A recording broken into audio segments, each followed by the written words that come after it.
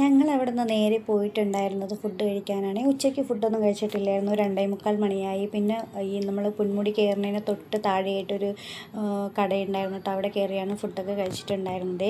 പിന്നെ അത് കഴിഞ്ഞതിന് ശേഷം നമ്മൾ മുകളിലോട്ട് കയറിപ്പോയി. മുകളിലോട്ട് ഇങ്ങനെ കുറച്ച് കയറി പോയപ്പം തന്നെ നല്ല കോട മഞ്ഞ് ഇങ്ങനെ കാണുന്നുണ്ട്. കാരണം എന്ന് വെച്ചാൽ നിങ്ങൾക്കിത് കാണുന്നത് സത്യം പറഞ്ഞാൽ നല്ല മഞ്ഞാണത് കാണുന്നത്. നമ്മൾ ഈ സ്ക്രീനിൽ കൂടി തന്നെ നിങ്ങൾക്ക് കാണാൻ പറ്റും. കാരണം അത്ര മഞ്ഞാണ് കേട്ടോ. വണ്ടികളൊക്കെ പിന്നെ വരുന്ന സമയമായപ്പോഴത്തേക്ക് ഭയങ്കര ബുദ്ധിമുട്ടായിരുന്നു കേട്ടോ കാണാനൊക്കെ. കാരണം അത്ര മഞ്ഞായിരുന്നു. ഞാൻ കുറേ വട്ടം പോയിട്ടുണ്ടെങ്കിൽ ഇപ്രാവശ്യം പോയപ്പോഴാണ് കേട്ടോ നമ്മളെ മനസ്സിന് വല്ലാണ്ട് കുളിർമയേറിയ കാഴ്ചകളൊക്കെ അവിടെ കാണാൻ പറ്റിയത്. കാരണം അത്ര നല്ല അടിപൊളി ഒരു സീസണായിരുന്നു.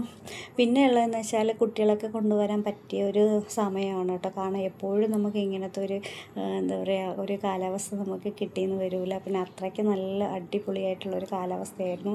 പിന്നെ എനിക്ക് പറയാനുള്ളത് ടൂറിസ്റ്റ് മേഖലയോടാണ്, ഈ ഗവൺമെൻറ്റിനോടാണ് പറയാനുള്ളത്. ദയവ് ചെയ്ത് നിങ്ങൾ ഇത്രയും ടൂറിസ്റ്റുകൾ വരുന്ന ഒരു സ്ഥലമാണ്, നിങ്ങൾ ബാത്റൂം സജ്ജീകരണം നല്ല രീതിയിൽ വെക്കുക. കാരണം ബാത്റൂം ഉണ്ടെങ്കിൽ ഒന്നേ കുറ്റി കാണത്തില്ല, വൃത്തി എന്ന് പറയുന്ന സാധനം അവിടെ ഇല്ല.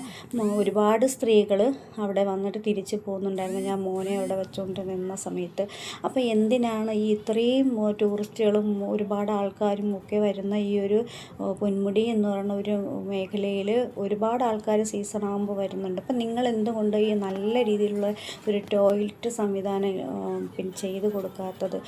കുട്ടികളൊക്കെ വരുന്നുണ്ട്, രാവിലെ മുതൽ വൈകുന്നേരം വരെ സ്പെൻഡ് ചെയ്യുന്നുണ്ടാവും, ചിലവർ ഉച്ചയ്ക്ക് ശേഷം വരുന്നവരുണ്ടാവും. ഇത് ഇത്രയും പേര് വരുന്നവർ പിന്നെ നമുക്ക് താഴെ ടോയ്ലറ്റ് തിരക്കി പോകാൻ പറ്റില്ല ഈ വരുന്നവർക്ക്.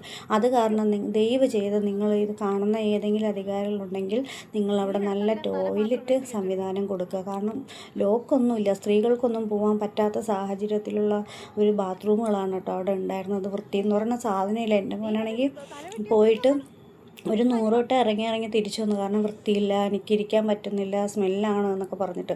എന്നിട്ടും അവൻ്റെ ആ ഒരു ഗതികേട് കൊണ്ടാണ് പോയിട്ടുണ്ടായിരുന്നത്. പിന്നീട് നമ്മളൊന്നും ഇപ്പോൾ ചില ആൾക്കാരങ്ങനെയല്ല, എത്ര മണിക്കൂറായാലും അവരെവിടെ പോയാലും ബാത്റൂമിൽ പോകാത്തവരുണ്ടായിരുന്നു. പക്ഷേ അസുഖക്കാരുണ്ടാവും, ബുദ്ധിമുട്ടുണ്ടാവുന്നുണ്ട്, ഷുഗർ പേഷ്യൻ്റൊക്കെ ഉണ്ടാവും.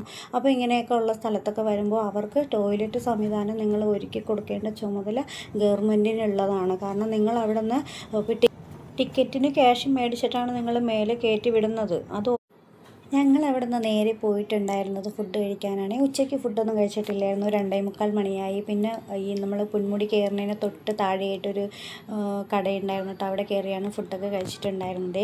പിന്നെ അത് കഴിഞ്ഞതിന് ശേഷം നമ്മൾ മുകളിലോട്ട് കയറിപ്പോയി. മുകളിലോട്ട് ഇങ്ങനെ കുറച്ച് കയറി പോയപ്പം തന്നെ നല്ല കോട